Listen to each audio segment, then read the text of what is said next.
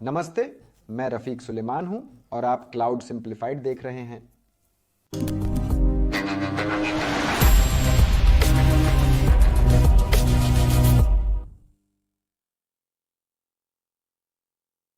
नमस्ते और cloud practitioner express के एक और पाठ में आपका स्वागत है।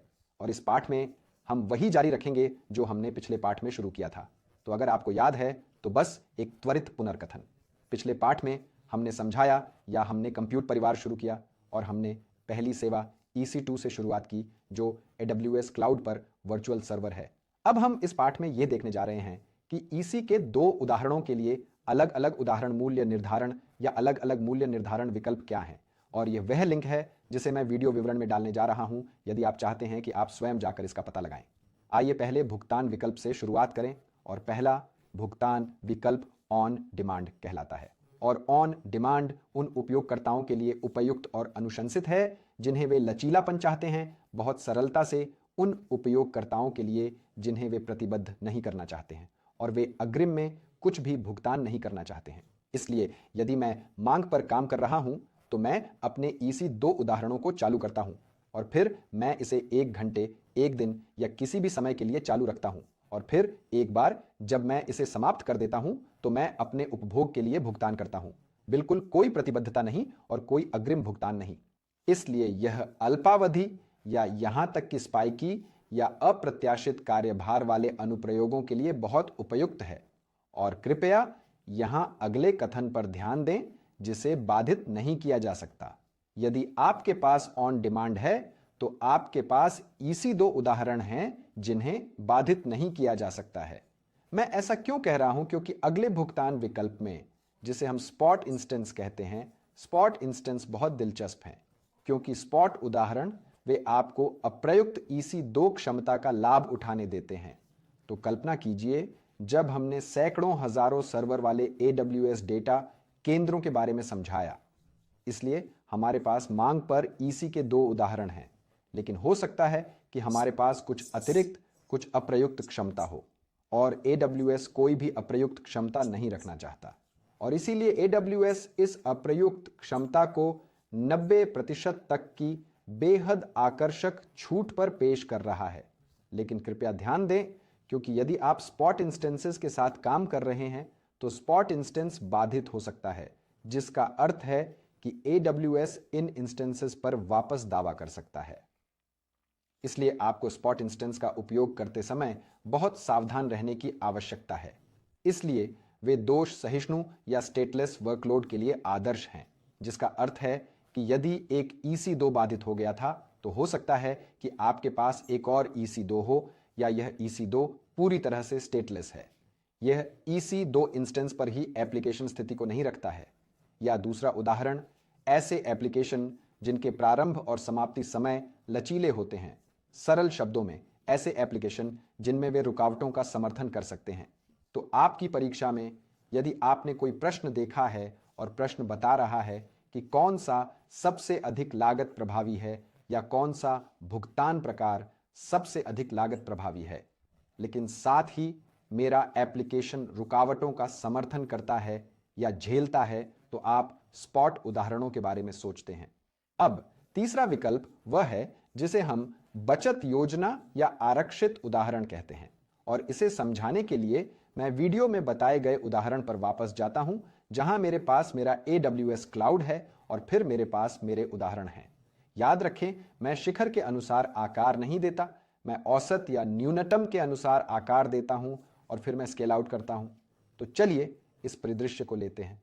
मेरे एप्लीकेशन को चलाने और ग्राहकों की औसत संख्या को समायोजित करने के लिए मान लीजिए कि मुझे 3 वर्चुअल सर्वर की आवश्यकता होगी।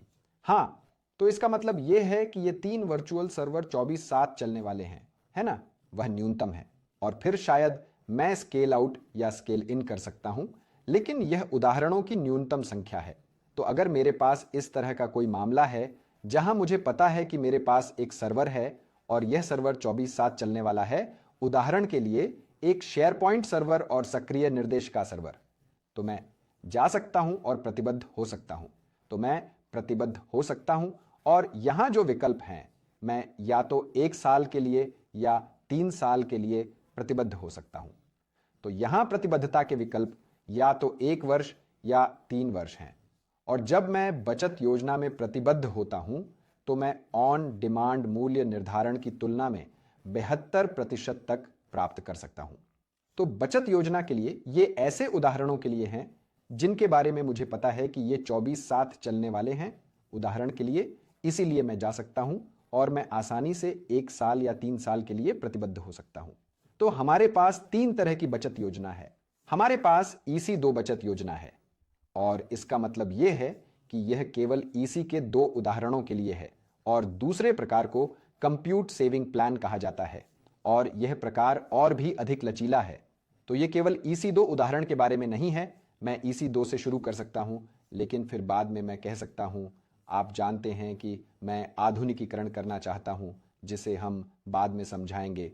तो शायद मैं कंटेनरों के लिए जाना चाहता हूं या शायद मैं सर्वर रहित कंप्यूट जैसी किसी चीज़ के लिए जाना चाहता हूं।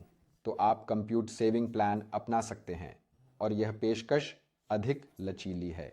तो यह पेशकश EC2 उदाहरणों में है, या यदि आपने लैम्ब्डा या फॉरगेट जैसी किसी चीज़ में बदलने का निर्णय लिया है तो हम आने वाले पाठों में यह सब देखने जा रहे हैं। और फिर नंबर 3, एक अन्य प्रकार की बचत योजना। यह सेजमेकर के लिए भी हो सकता है, जिसकी हमें मशीन लर्निंग के लिए भी आवश्यकता है। और अंतिम प्रकार वह है जिसे हम समर्पित कहते हैं। और कृपया ध्यान दें, क्योंकि हमारे पास डेडिकेटेड के 2 विकल्प हैं। पहले वाले को समर्पित उदाहरण कहा जाता है और फिर समर्पित मेजबान। क्या अंतर है? समर्पित उदाहरणों का मतलब है कि यदि आपने यह विकल्प चुना है तो इसका मतलब है कि AWS भौतिक सर्वर पर EC2 उदाहरणों को चालू करेगा। लेकिन एक बार जब यह इस भौतिक सर्वर पर संचालित हो जाता है तो इसे किसी अन्य ग्राहक द्वारा साझा नहीं किया जा सकता है। लेकिन आप यह नियंत्रित नहीं कर सकते कि आपका EC2 इंस्टेंस किस भौतिक सर्वर पर होगा।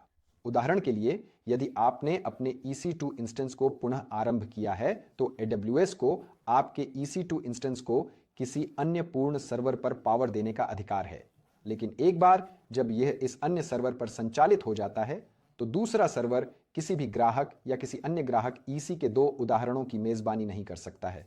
तो यह समर्पित उदाहरण की अवधारणा है। और तब अंतिम को समर्पित होस्ट कहा जाता है। यहां आपको फिजिकल सर्वर का ही कंट्रोल मिलता है और यह BYOL नामक एक बहुत ही विशेष उपयोग के मामले के लिए बहुत दिलचस्प है। या अपना खुद का लाइसेंस लाएं। और यह परीक्षा में एक बहुत ही प्रसिद्ध प्रश्न है। उदाहरण के लिए, आपके पास आपके विंडोज लाइसेंस हैं और आप क्लाउड पर माइग्रेट कर रहे हैं और आप उस निवेश को सुरक्षित रखना चाहते हैं जो आपने पहले ही कर लिया है। इसलिए जब आप प्रवास कर रहे हैं तो आप अपने लाइसेंस भी स्थानांतरित करना चाहते हैं। और जब भी आप परीक्षा में इस प्रकार के प्रश्न देखें तो हमेशा समर्पित होस्ट को याद रखें। समर्पित होस्ट आपके स्वयं के लाइसेंस लाने से संबंधित है और यह चौथे प्रकार का भुगतान है जो मैं अपने EC के 2 उदाहरणों के लिए कर सकता हूं। इसके साथ मैं आपको बहुत बहुत धन्यवाद कह सकता हूं और अगले पाठ में आपसे मिलूंगा।